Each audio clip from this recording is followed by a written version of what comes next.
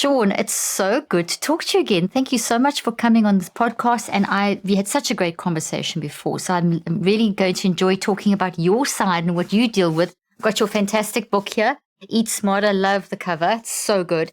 And I love the fact that you talk about use the power of food to reboot your metabolism. I'm all about rebooting the brain. So I loved that, caught my attention. Upgrade your brain obviously caught my attention, and transform your life. So we speak the same language from different angles. So welcome. Thank you so much for joining me today.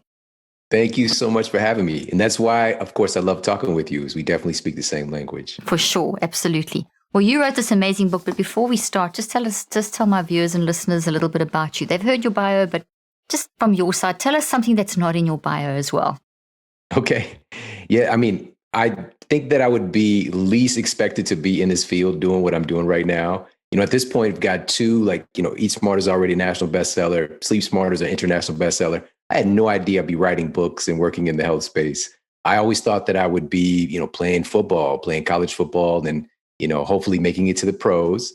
That was kind of my aspiration coming from where I come from, which is, essentially in an area where there's, a lot of poverty. But the reason I even hesitate to say that is that poverty here in the United States is very different from poverty in the rest of the world. Like, you still probably got a TV or two, you still got a clunker to drive. And true story, my mother would get cars from a car dealership called OK Junk Cars.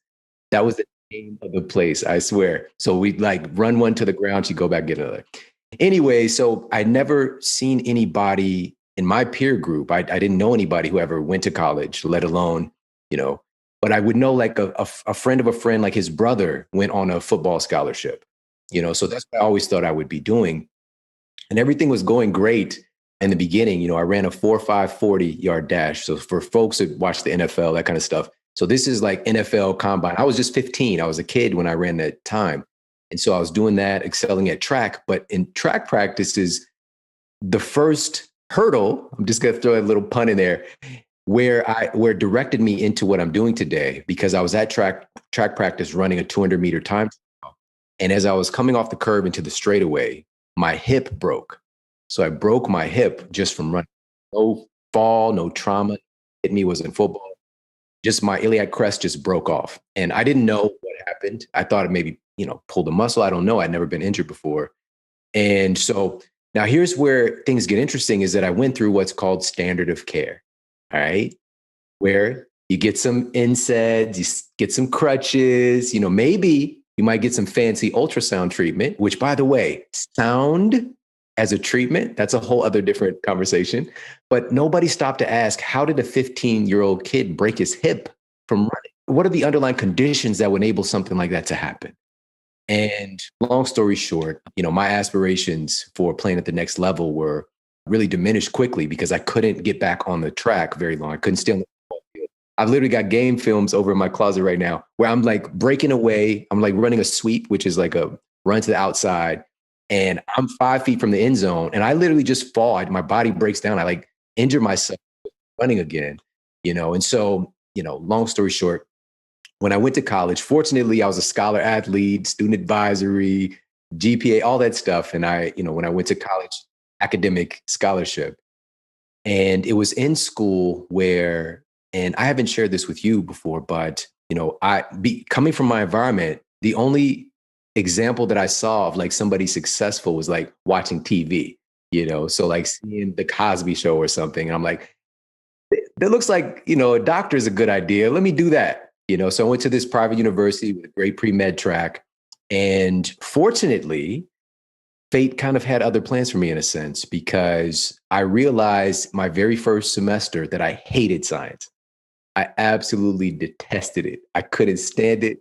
I would have this reoccurring nightmare about this biology class. And, but what it was really was the way that I was being taught. It didn't connect. It was not visceral. And this is a big reason why I do what I do today, is to make people just light up and understand that this kind of external thing that you're learning about is a universe happening inside of you, But anyway, so I shifted my coursework over to something else.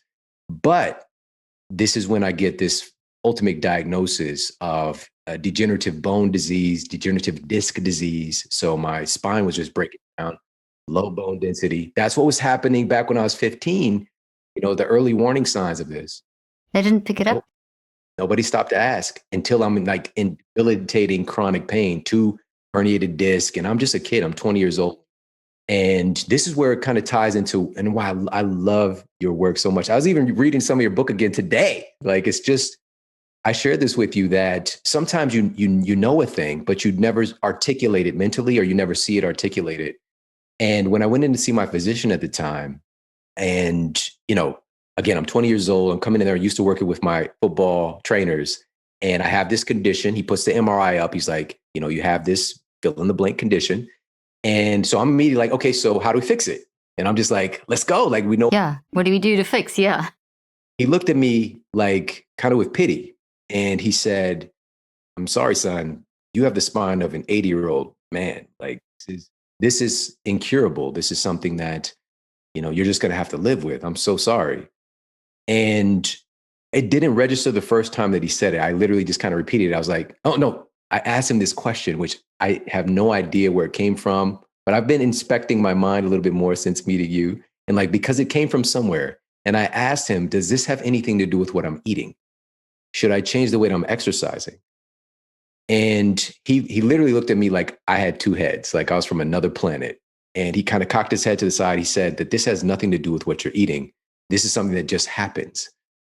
And that is ignoring basic tenets, basic principles of causality, relativity. We can go on and on. Nothing just happens, And so, but in a little sidebar, he was obese himself. And I grew up, after this point, there are these kind of glorified, quote, fat genes, but even that, not everybody has the activation of the FTO gene, for example. But for me, I come from a family.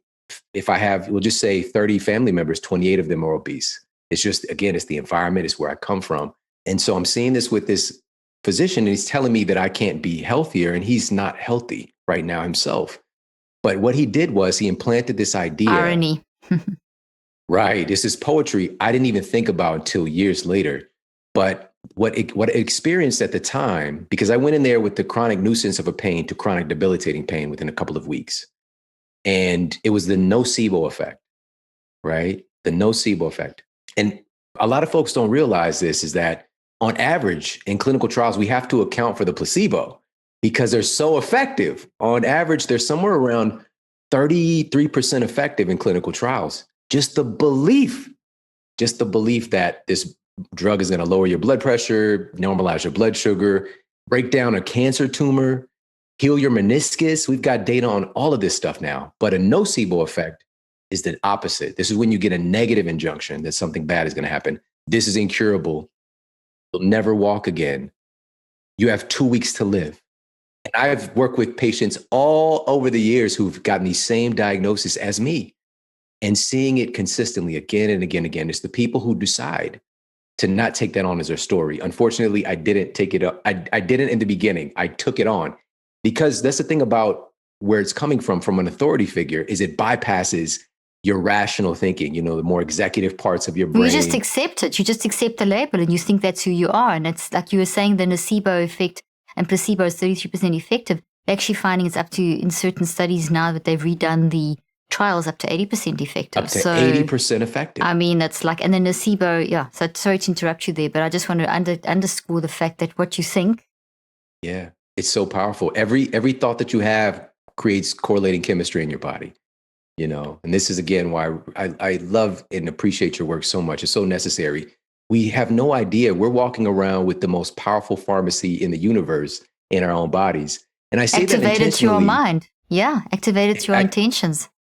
The difference is outside of the pharmacological model is the fact that it's made for you. Like these are chemicals you're producing for your receptor sites. It's like tailor-made designer drugs you're making in your own body based on your perception of the world.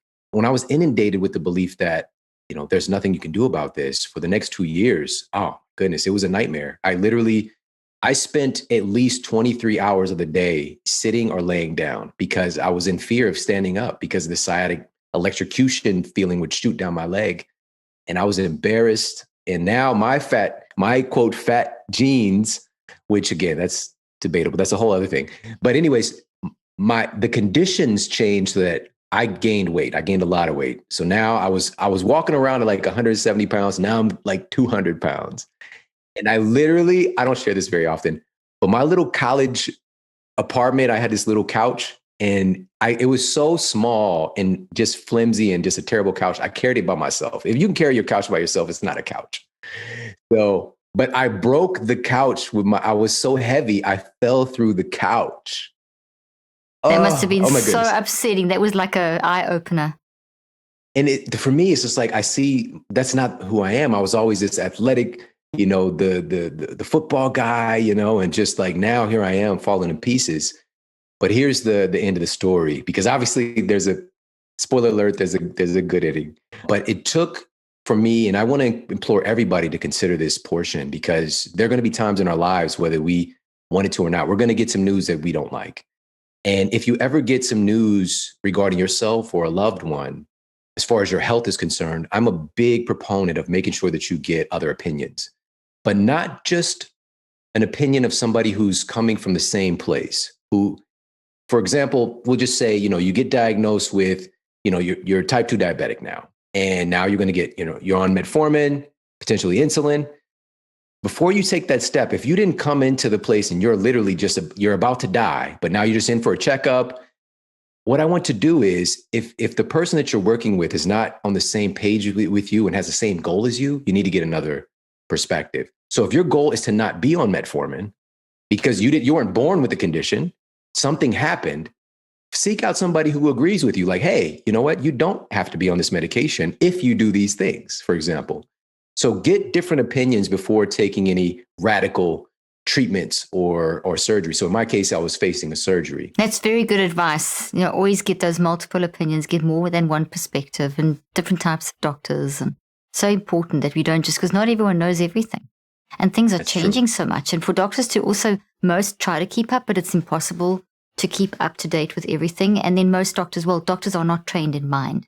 So they're not trained to understand that impact. And though a lot of them are realizing it now. I mean, I get emails and texts of doctors reaching out to me, physicians saying, hey, there's more here than just me being an endocrinologist or me being a hepatologist or someone. It's mind.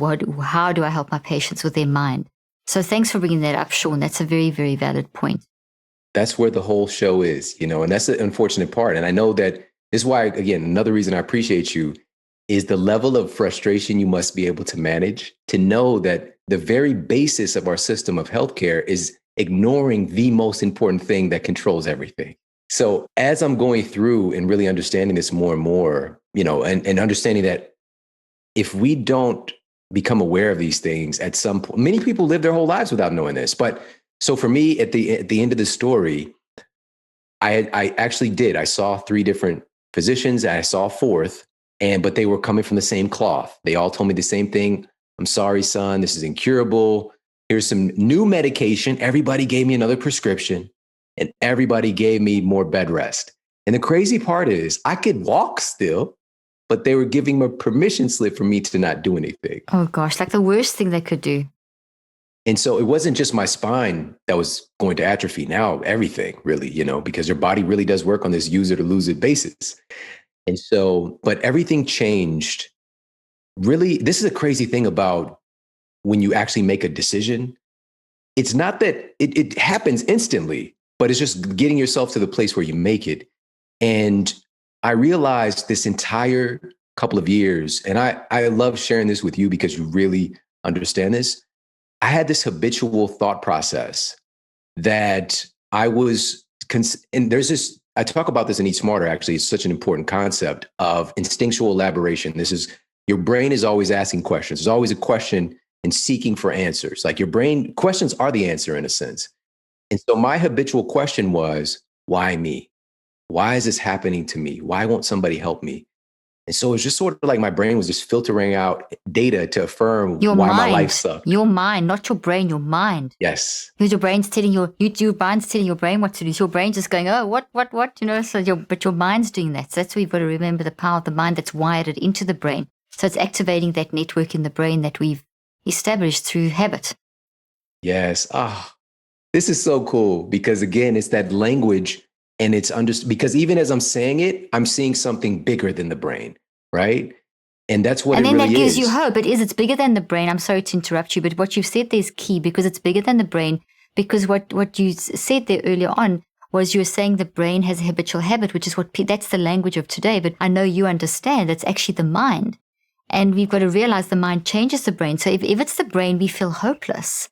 But if it's the mind and the mind can change the brain, you can then, that pattern that has been living there for longer than 63 days. So that wire network is wired into the brain, and it's the mind that is activating that is undisciplined. It's messy. You have to get the wise mind to recognize, hey, this is a bad thinking pattern that I've wired in. I've got to capture that and I wire it out.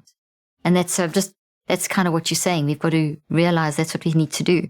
Otherwise, you feel helpless. The language of today is sometimes very helpless. There's this, I get this all the time when people are talking to me. We discussed this before as well. People talk about, there's this immediate response to the limbic brain and the instinct and the survival brain. And so you say that language, you've removed hope from people because it seems, that's going to take over. If that's activated, how do I ever train that? But you've got to use your mind to recognize that that's the only reason that that's happening is because a pathway was established for longer than 63 days. So you just got to basically find that root cause and unwire it, which is a lot of work, but it can be done. Yeah, exactly. And that's what's so beautiful about. Yes. But many of us accidentally do this, and that's the great part about what you do is it's not a matter of capability or capacity. It's a matter of training. And so oftentimes for many people, especially in the space of people who are really kind of just the front line of these different fields, so for nutrition or for, mental health, whatever it is, those folks oftentimes go through their own stuff and they have these revelations, especially in the health space. Oftentimes, it was a rock bottom moment for me, and so at that point, I kind of I felt forced to change the way that I was thinking. And so instantly, after maybe a day or two after seeing this last physician who told me again, I can't do anything, he can't help me. I realized wait, everybody's telling me they can't help me. Why don't I help myself? It was the first time in all of these years that I asked a different question, and I asked, what can I do to feel better? That's your wise mind. Remember we spoke about the wise and the messy mind? Yeah. And here your mind was the authority figure, the doctor, was giving you the information that they knew. That was their best that they could offer you. But your wise mind was questioning that and saying, hey, there must be a better way. Yeah, so powerful. And again, we all have that. It's an innate thing. And when I ask, what can I do to feel better? What can I do to get healthy? And my life changed in just the next couple of weeks. It was like a complete transformation took place. I slept through the night for the first time, which that was the biggest struggle for me those years, was sleeping, because the pain would just wake me up every so often, sometimes every 30 minutes. It was a nightmare. So I was on medication for sleep. I was, so now I slept through the night. And if you're not sleeping well, you're not healing well. When I started to sleep good, oh my goodness, I got better so quickly. But I'll just give a quick summation of what I did, which was. But Shawn, I just want to quickly interrupt you before you do that, because I want to hear the summation. But what you said there was so powerful. I just want to make sure that the listeners and viewers got that. Where you said that you realized that the doctors were all telling you this one negative message, and you decided, well, they weren't trying to be toxic.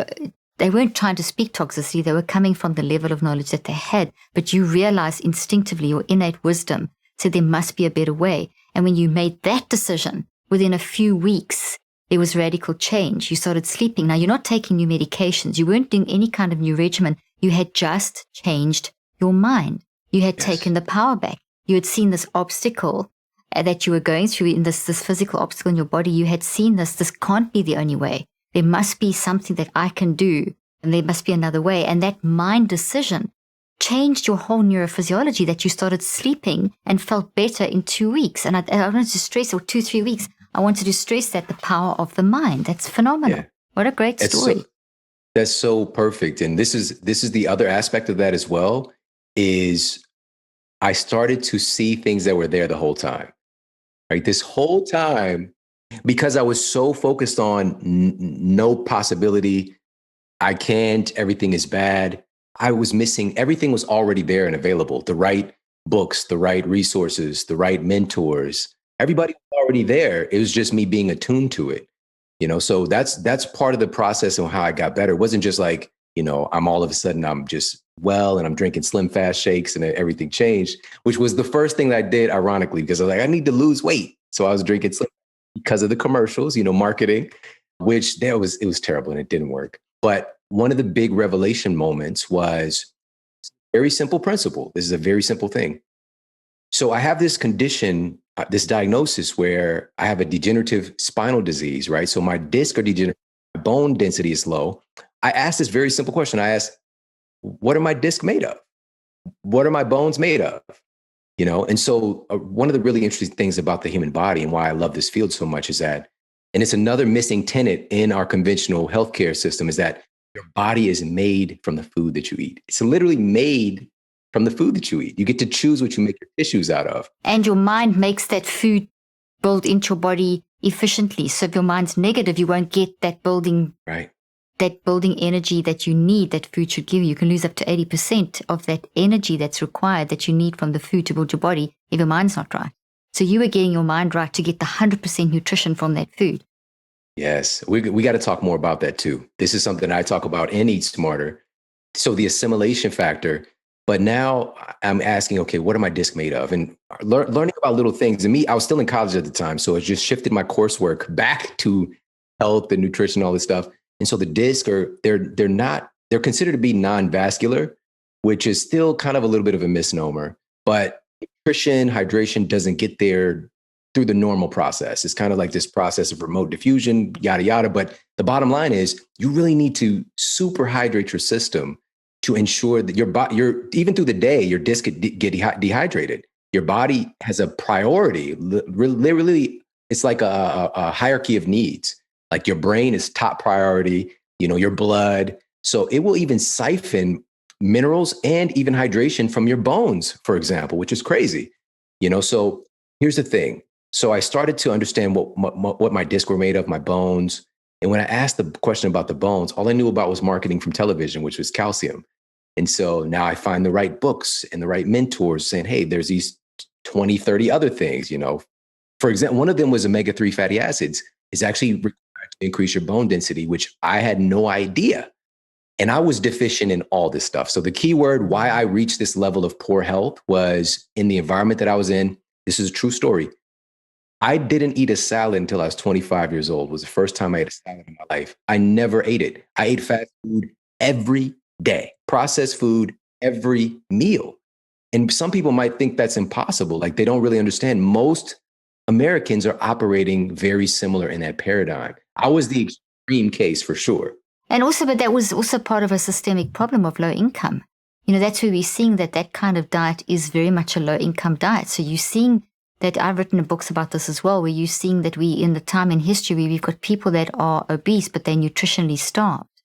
You've got that paradox occurring, and that this is a systemic problem. It's in poverty-stricken areas that you're seeing this in the worst scenarios, these worst scenarios. Yeah. One of those things, for example, if it's just like, well, why don't you eat healthier? If I go to the local grocery store and I want to get, an apple and an avocado, I could easily pay, $4 for those two items. Whereas for $4, I can get an entire value meal. Like I could feed two people on a fast food menu for that same $4. So it's just we're getting into the conversation of, but the question is, how is that possible? And a big part of that is how our economy is structured. Exactly. It's a systemic problem. Mm-hmm. That's the thing, because to make that happy meal is so cost intensive. There's so many factors required to make that possible, where we have an apple that, can just fall off a tree, But this goes back to, and again, this isn't giving blame necessarily, because it might even have a good intention to start with. Same thing with my physicians. It's not that we're trying to be malicious. It's just the level that they're operating from. So it might have started with an intention to feed American citizens, but it's the government subsidy programs. And I went and investigated because it needed to be talked about. And so JAMA, Journal of the American Medical Association, did a meta-analysis. They went to track the pathway of the government subsidized foods, the stuff that's largely showing up through the drive-through windows, the corn, the wheat, all of these things that provided the most money. The vast majority is for making processed foods. And so they tracked the consumption of these government subsidized foods. And what they discovered was that folks who consume the highest amount of these government subsidized foods, largely low income families, have a 40% greater incidence of being obese. All right. So we see this direct connection. And I'm so glad you brought this up. I wrote a book a few years back called Think and Eat Yourself Smart. And I had dedicated a whole section of the book to what you're talking about. And it's something that we have to address. And this began around 40, 50 years ago, the industrialized food movement. And yeah. I questioned the intentions behind it. There's always a good intention, but there was a lot of bad intentions too. It was very financially driven, but that's another whole conversation. But I'm so glad you've raised this point. We have to change. That's very core to changing what is happening with the way people eat. Yeah. I mean, I didn't know, and the people that I grew up with, we didn't know. I've never met in my clinical practice. So I've been in this field for 20 years, over 10 years as a clinician. I never met one person, not one who didn't want to be healthy. Not a single person. It's just for many people, it's more so, a state of learned helplessness, or it's an overcomplication, or it's the belief that they can't be healthy.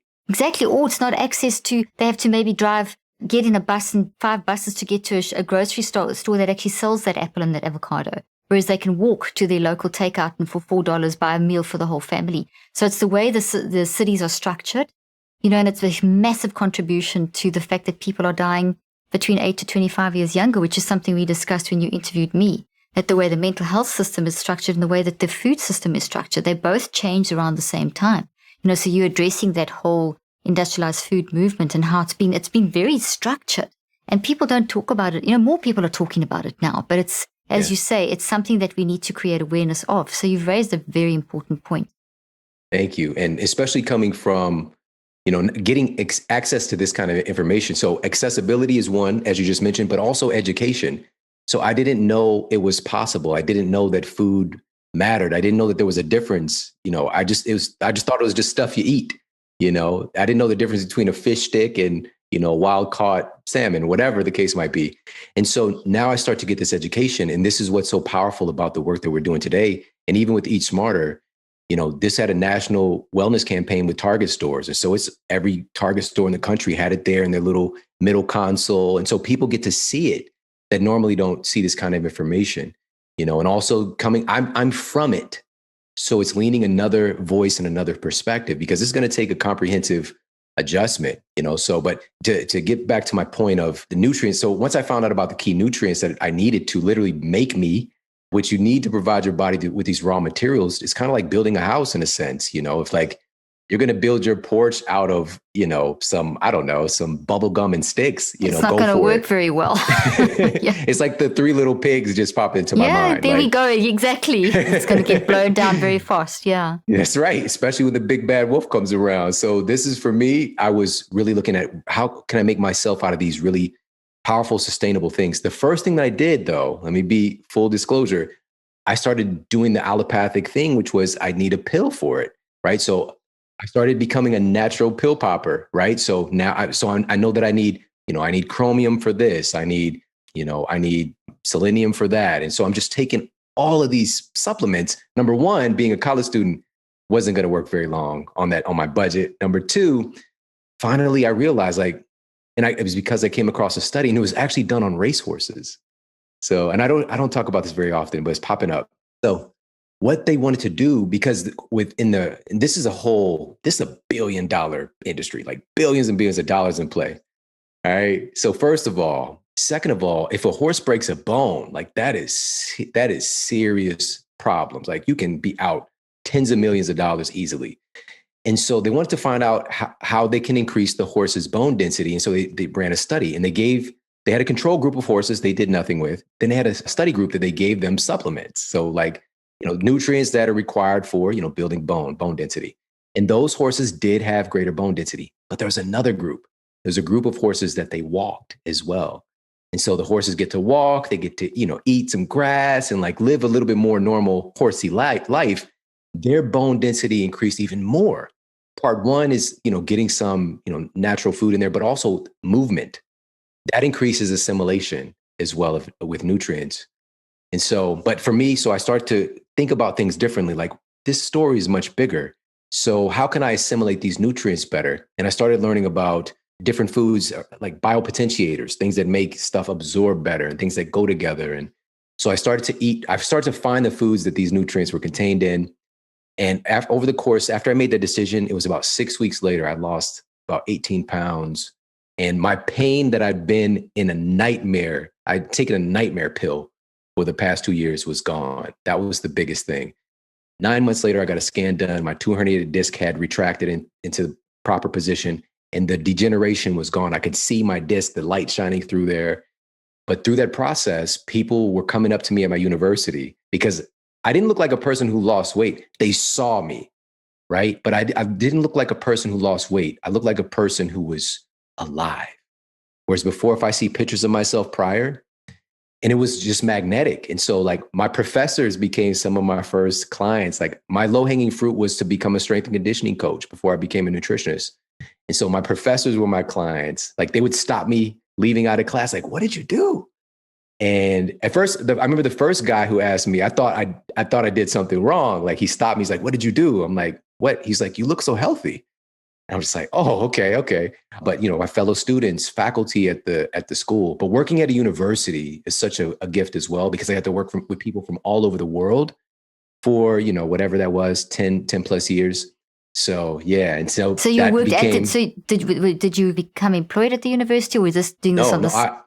This is a big thing that I really stand for. There's a big lack of education. And as you talked about earlier, in conventional education, there's a large degree of miseducation actually that's taking place. And so I'm so grateful that I, took a different track. After I graduated, I opened my clinical practice and I just got to work.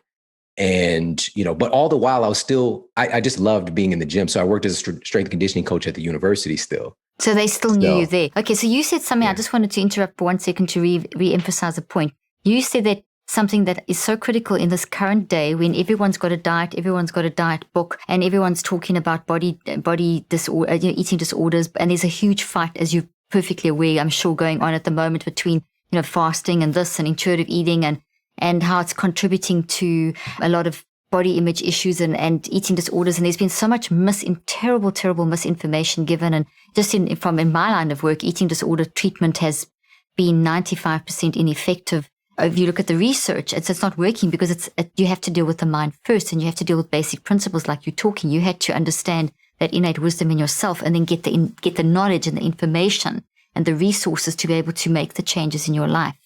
And you weren't getting that from all the traditional sources. You were starting to find that from other sources. But the key thing I wanted to say is that people said, so based on all of that, people didn't go on about your weight as much as they said, and that really caught my attention. This is why I want to say this, is people said you're looking so much healthier. Now that is such a good mind statement, because there's so much around weight, like people saying, oh, weight loss, and then now you're something special. Whereas if you're overweight, there's something bad about you.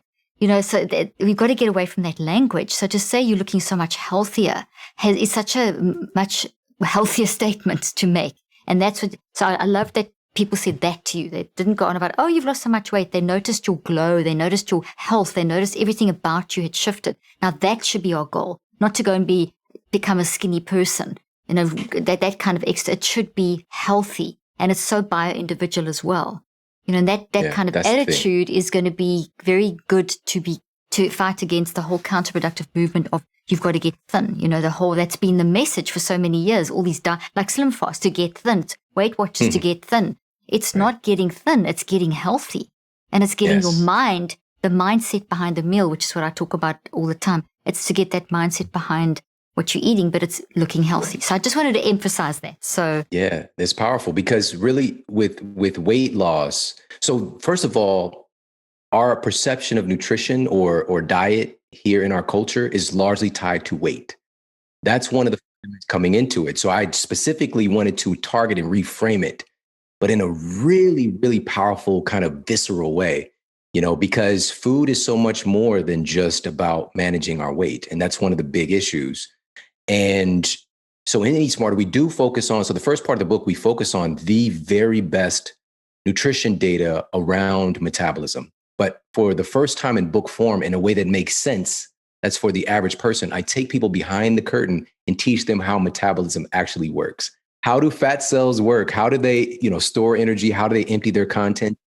And here's one of the little sidebars, by the way, lipolysis, which is, the fat cell releasing the stored energy, that's not burning fat, that's releasing fat. It needs to get transported to the mitochondria and actually burn. That's beta oxidation. Most of the fat through lipolysis. So if you see a study saying, this increases lipolysis, about 75%, upwards of 90% of the fat that gets released from a fat cell gets reabsorbed. All right. You actually got to employ processes to get it to the mitochondria. And then the question is, you just said a key thing there. You've got to employ processes that get the fat cell that's been released to the mitochondria to be used. But otherwise, it's going to get reabsorbed. And that's not what people are talking about. So nutrition needs to get the fat cell to the mitochondria. That's right. And that comes along with, movement practices, with sleep.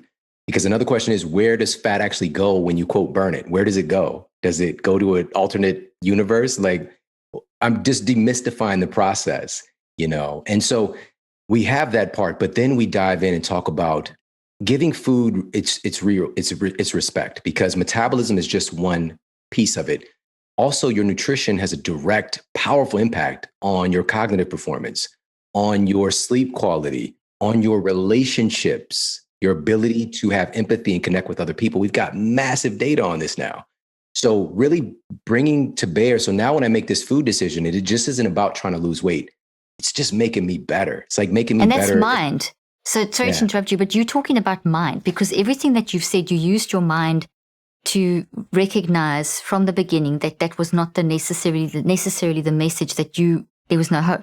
So you used your mind to challenge that process. You used your mind to get the knowledge. You used your mind to actually move forward with your decision, to educate yourself. You used your mind to learn. You built knowledge into your brain. You studied and researched and found out and got the knowledge. That's all mind. Mind is what helps you to read a book and understand the concept of how to get lipolysis, fat release from lipolysis to the mitochondria, because they don't just go into an alternate universe. That was mind that was driving that. So you were going mind into everything. So you used mind as first cause for everything, to get the knowledge, to not accept the decision of you're going to be constantly ill for the rest of your life, but to actually get the knowledge to change that. And then you applied that knowledge. All that's mind driven. The decision to not accept, the decision to get the knowledge, the decision to apply the knowledge, and the decision to grow. Mind. That decision is you with your mind, your wise mind. So there's the mindset behind every meal. And I know we discussed this before, I think when you interviewed me, about how if you're in the wrong mindset and you're eating a great, healthy, clean meal, you can lose up to 80% of the nutrition, because the pancreas, for example, won't secrete the 20 different neuropeptides required for assimilation of the nutrients into the whole process. It's one tiny part of digestion. But if you emotionally worked up, if your mindset's not right as you're eating that healthy, it's not the processed meal, but the healthy meal, the clean food, that avocado that's got no GMOs, and that's not GMO, coming from a GMO farm. And basically, if your mind's messed up, you can lose up to 80% of that nutrition. People aren't talking about that, Shawn. So from what I'm hearing you say, you are talking about mind. We've had almost a 45-minute discussion, and you're only now bringing up concepts of food. But yet you've written a book about food. Yeah. And I like that. Because I did the same thing with my book, Think and Eat Yourself Smart, which is, in fact, you could eat smart. And my book was called Think and Eat Yourself Smart, the one that I talked about food. It's mind. And then with your mind, you get the knowledge. So go ahead. Yeah. Thank you so much. This supersedes everything. It starts with that. And I love the fact that you keep bringing it back to that. And your work is based on that, because that's the ultimate truth. And so there's so many studies now, even analyzing the nocebo effect. One of them, this was published in Frontiers in Pharmacology, and the title of the study, Nocebo Effects and Negative Suggestion in Daily Clinical Practice. And then another one, this was peer-reviewed study 2012, reiterated how negative suggestion by healthcare workers can have significant neurobiological effects and incite symptoms of illness, turning on the symptoms of illness. And so what we're talking about, we've got that aspect, but then on the other side, and this is what I love as well, you mentioned this earlier, what we really want to strive for is to encourage health, and weight loss can be a side effect, right? But if we're making weight loss the goal, we can continuously find ourselves implementing practices that are not healthy, and they're not healthy for supporting our mind, which is really driving mental the whole distortions. Exactly. You get all those mental distortions coming in. And then obviously as you're eating the healthy food, because your body and brain are the organ through which your mind works, it's got to be healthy. You can't throw your computer on the floor and expect it to work. So it is important. It is the feedback loop. But your mind's got to make the decision to feed the brain and body so that the brain and body can feed back into the mind so that you get that really super healthy feedback loop going. I'm such a visual thinker. When you said throw your computer on the floor, like I pictured you doing it like a rock concert, you know. So one of the things, so we've got mind is really governing everything. It starts with mind. But in nutrition and in health, my very first day in my nutritional science class, I was taught that it starts with the calorie. The calorie is the boss. The calorie is the warden of the metabolic prison that we find ourselves in. And if we can manage, my teacher told me the very first day, if you manage calories, you can manage your weight. And again, my teacher was overweight himself.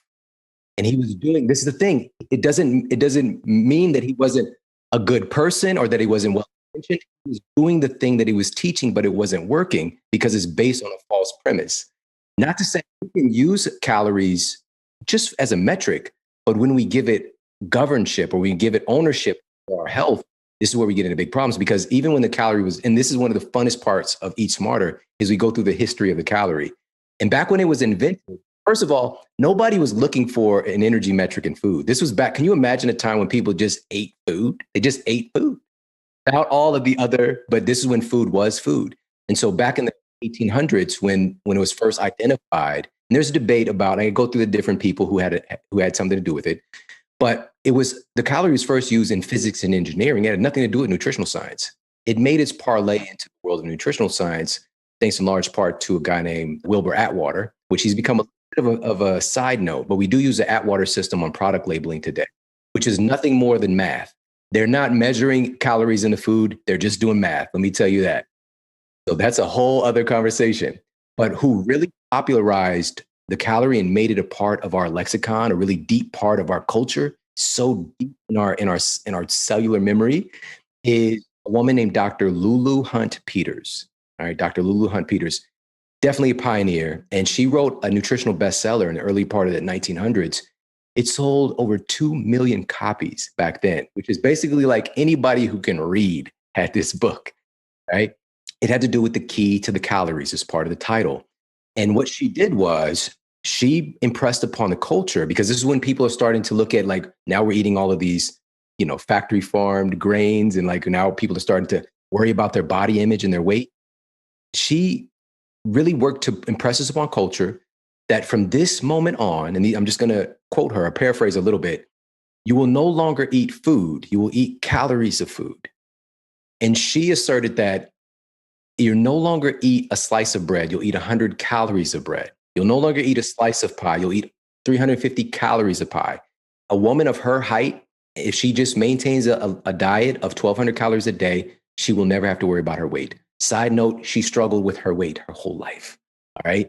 But the principle was identified. And now this is when food made the shift from being this multifaceted, dynamic thing that literally makes us up to just being numbers.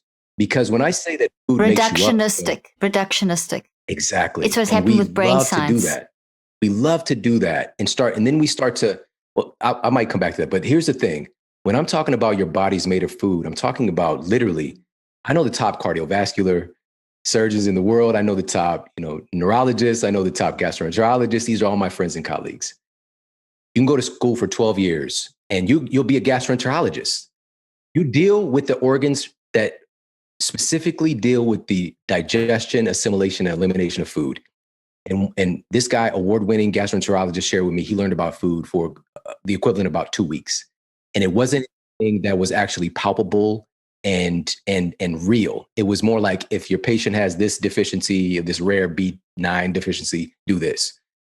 The organs in themselves are made from food. So the cardiovascular surgeon, he's treating the heart. The heart is literally made of food, and he's not taught about it. It's crazy.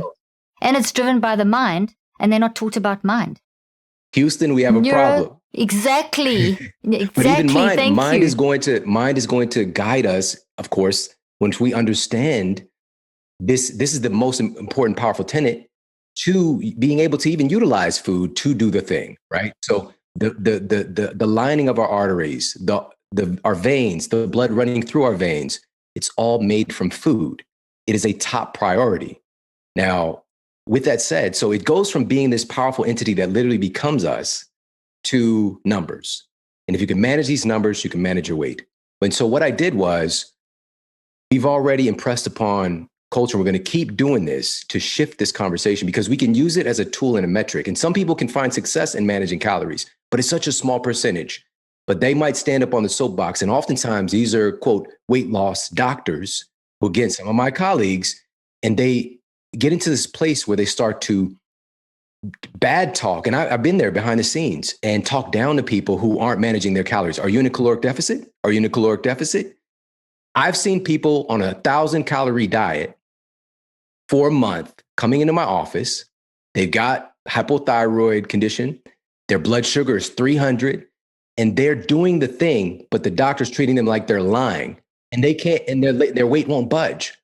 It's not understanding what I want to share with you guys really quickly. I'm going to share a couple of these epicaloric controllers. All right, epicaloric controllers.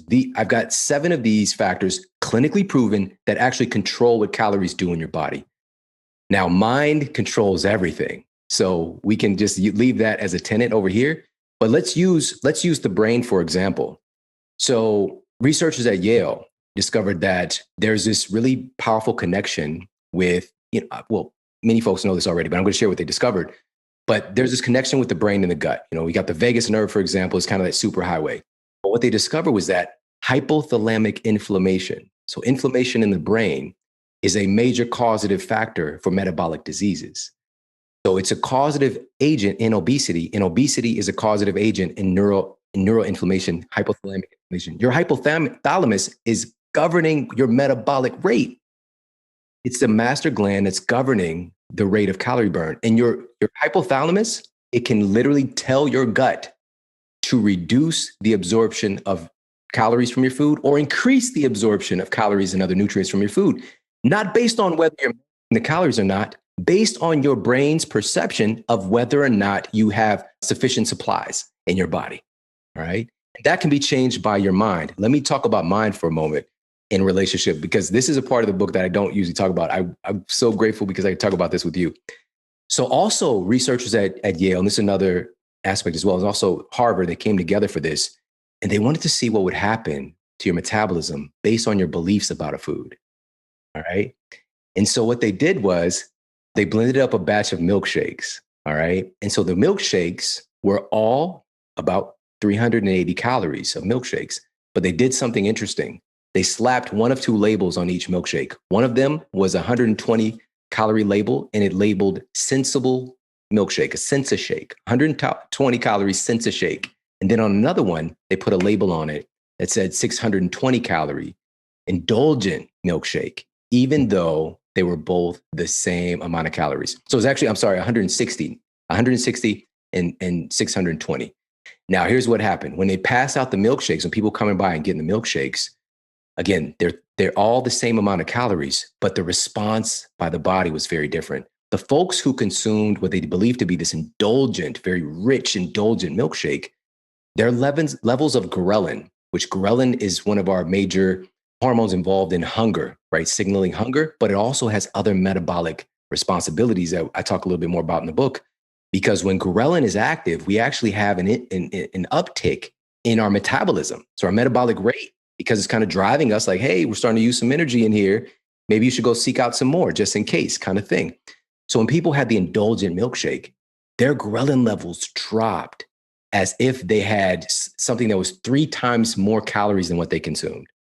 All right. So their body responded in this very interesting way. Now, this is the most important part. The people who received the low calorie sensa shake, their ghrelin levels barely budged. They barely changed at all. It's as if they had nothing. And so they're not, even though they just took in 380 calories, their body is just like, well, I didn't really get much from it. This is just this low calorie nothing. And so with that hunger not being in check, it's going to drive us to potentially go and eat more food. And this was all based on a belief. That's it. The belief changed what the metabolism was doing. Mindset behind the meal. This is where we're at, and so that's that governing force. But then let me share one or two really quickly other epicaloric controllers. So we've got the hypothalamic inflammation. So your brain is an epicaloric controller, which shouldn't even be left out of the conversation in the first place. But another one, and this is something that I've been saying for years, a lot of nutritionists have been saying this thing, especially if they're really about that life and really doing this work, that this is true. But we get this tunnel vision, but the quality of the food itself has an impact on what the calories do in your body, right? So people would say this, it's not just the calories in, calories out, it's the quality of the calories. No, truly, now we know. And so this was published in Food and Nutrition Research. And what the researchers wanted to do was to find out whether or not a meal of processed food versus a meal of whole foods at the same amount of calories would have a different impact on the metabolism. And so what they did was they gave one set of test subjects. Well, everybody got both of these, but they gave them first, everybody got what they deemed to be a whole food sandwich. Okay. So this was whole grain bread and cheddar cheese. Right. So these are wholer versions of food. And then they gave them processed food sandwiches, which was white bread and cheese product. Okay. So if you're wondering what cheese product is, that's Kraft Singles, for example. There's not legally, they can't call it Kraft cheese. It's Kraft Singles. It's not enough cheese in the cheese. But anyways, this whole other subject. And so here's what happened. When folks were receiving the whole food sandwich, again, this is the same amount of calories, same amount of fats, proteins, and carbohydrates. It should have the same metabolic response on paper.